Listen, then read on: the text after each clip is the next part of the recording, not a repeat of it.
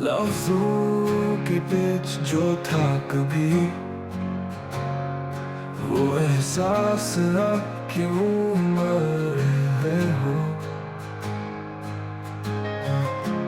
तकदीर की लकीरों में शायद हम तुमको पढ़ न पाए कभी। ना गुर्बतें ना वो वादे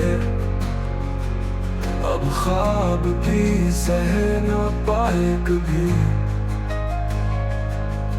जो रातें तुम्हारे नाम थी वो अब तन्हाई से डर रही है।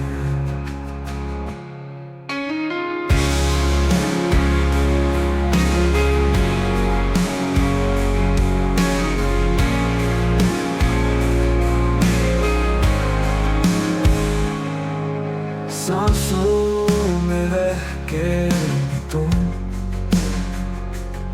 क्यों औरों में गुम हो रहे हो। ना लफ्ज़ों के बीच जो था कभी वो एहसास अब क्यों मर रहे हो। तकदीर की लकीरों में शायद हम तुमको पढ़ न पाए कभी। ना गुर्बतें ना वादे अब ख्वाब भी सह न पाए कभी।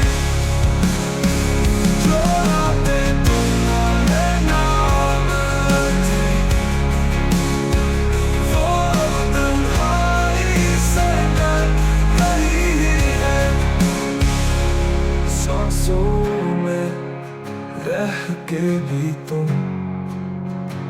क्यों औरों में गुम हो रहे हो।